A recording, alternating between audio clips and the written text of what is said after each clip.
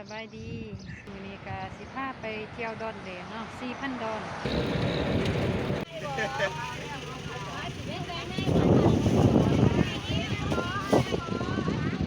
เอาบ่ไก่บ่อยู่ได้30นี่บ่เอามานี่อ๋ออยู่ได้ไก่นี่เอาบ่อยู่เด็ดปีกไก่เครื่อง ไม่ น้อย เท่า เอา อัน บ่ นั้นนี่คือปีได้ไก่ลงไปแล้วไม่น่ามา มาฮอดพี่หน้าเขาเจ้าก็จะมาขายจังซี่เนาะ บ่ขาวบ่ได้ขาว ปิ้งไก่ในตำนานคันเมื่อทางเหนือก็แม่นปิ้งไก่หน้าปงแต่ถ้ามาทางใต้แล้วก็แม่นปิ้งไก่พี่หน้า เอาบ่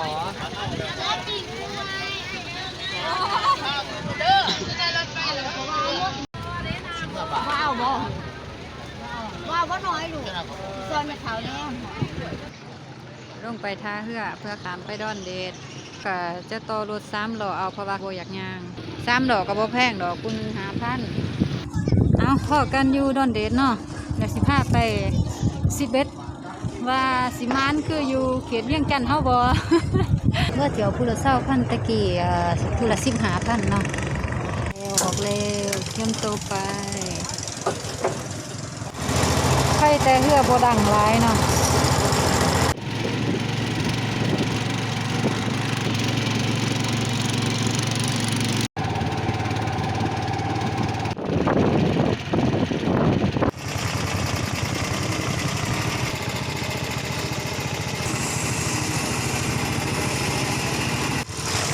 ตอนนี้ก็ฮอดดอนเดดแล้วเนาะสบายดี หลังจากย่างมาแล้วเมื่อยแล้วก็กินข้าวอาหารเฮากับแม่นเฟอใครได้มาดอนเดดมาลองเฟอห่านจิมมี่เด้อแซ่บบ่ต้องปรุงหยังเลยกินเฟอแล้วสิพาพี่น้องไปย่างเลาะเบิ่งดอนเดดเนาะมาย่างดินก็ได้มักม่วงไปตำแจ่วกินสุกท่านดอนเนาะแต่แบบว่าดอนที่คนอยู่แท้ๆมีแต่36 37 ดอนขนาดว่ามีดอนย่างแน่ก็บ่ค่อยสิจื้อซื่อเส้นทางดอนเดดกำลังพัฒนาเนาะนี่ก็เป็นโรงเรียนบ้านดอนเดดเนาะเป็นหยังค่อยคือมักย่างเวลาแดดคักแต่งามเป็นตูแคมน้ำโคงเป็นหาดอาหารนี่ยังย่างบ่ได้น้ำบานพี่น้องมาย่างลัดทงหน้าถือบักม่วงเข้าคอจนสีเบิด แดดห่อนบ่ห่อนพี่น้อง11 โมงสีใต้น้ำคว่ำขี้ทีบักม่วงมายางลัดทงหน้าตากแดดกินสมบักม่วงกับโมแล้วก็สิกลับเมื่อพักผ่อนและมืออื่นเสาร์สิพาไปซิดเบ็ดเด้อพี่น้อง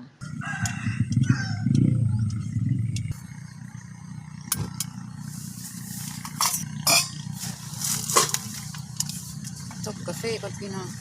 กินกาแฟแล้วกินคอยไปหาปลา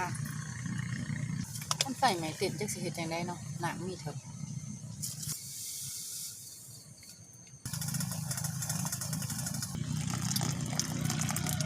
สถานที่มาหลาเนื้อมาหลาป่ามื้อนี้แม่นนี่แหละย่านตกโงนหินได้กบเบิงอยู่นี่โอ้ยงามหลาย4,000 ดอนพี่น้องสถานที่เฮาตื่นเต้นขนาดพี่น้องงาม4,000 ดอนได้ป้าบ่ได้ป้าอย่าหัวควันกันเด้อมือใหม่ฮัดครับมาเด้อ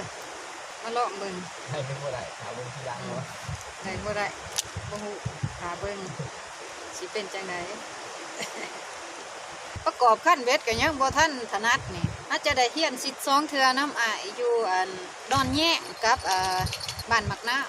นี่เทื่อที่3แล้วก็เป็นครั้งแรกของปี2023ครั้งแรกแหกมานอยู่ที่4,000 ดอนอันนี้บ้านนี่สังเขาเอ่ยบ้านดอนเคาะ4,000 ดอนเคาะฮะเขาว่าหยังเกาะสมพมิกไม่หยังสมพมิก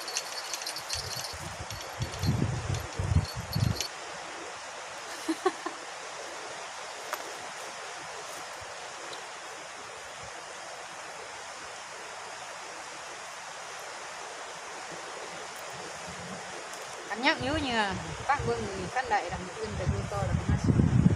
ขั้นบ่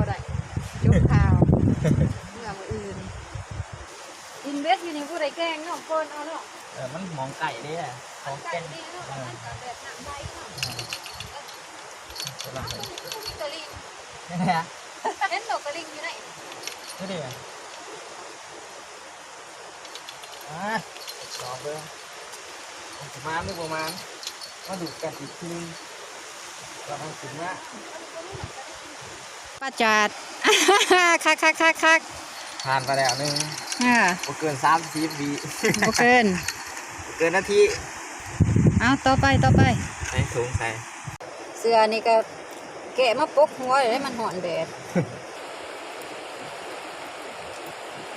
ยิ้วตัวเล็กแหกมันเฮา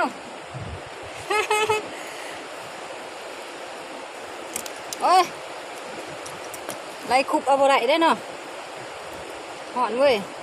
ป้าคือวันกี่นี่แหละป้าอีสัง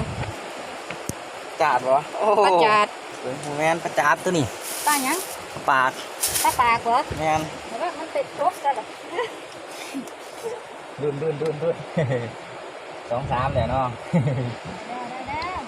ก็อยู่อ่ะให้ตึกต่อ ไปเรื่อยๆ2ขั้นได้2ตัวขวาบักบกดุดใหม่ขวาเสล้านหินเลย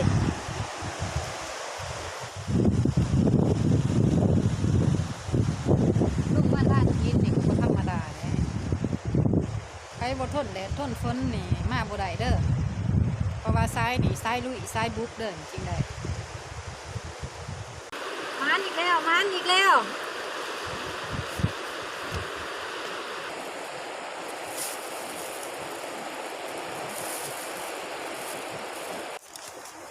ใหญ่จวนพี่น้องหอนหลายสูบ่ไหวทั้งอ้ายแดดทั้งโงนหิน เสียงสวรรค์สั่นเลย ต้นเที่ยงย่างอยู่ขี้หาดพี่น้องเอ้ยบ่ต้องถามว่าหอนบ่ป่านมากินป่า พัดขับเด้อโอ้หุ่นมาเลือกมาพัดขับ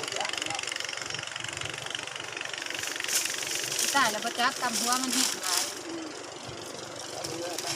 มันกินป่าบ่นี่มันเต็มมันกินป่าที่เสือเนาะก้อยใส่บ่นี่ และปล่อยลงมือก็ได้ปล่อยไปมันเทิงก็ได้ โอ้ยพี่น้องเฮา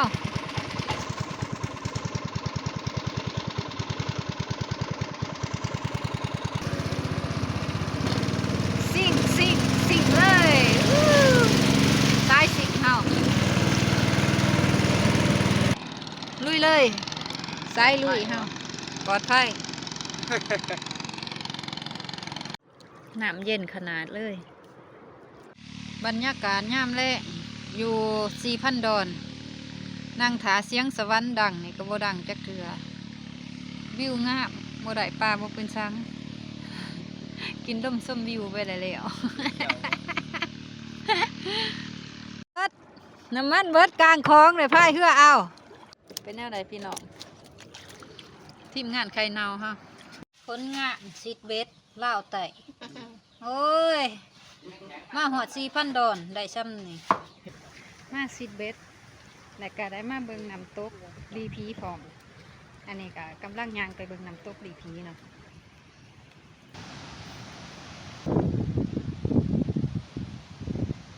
ก่อนนี้ก็แม่นรีพีพี่น้องมาหาป่าอยู่ 4,000 ดอนบ่เสียใจบ่เสียเที่ยวบ่ได้ป่าก็ได้เบิ่งน้ำตกตาดรีพี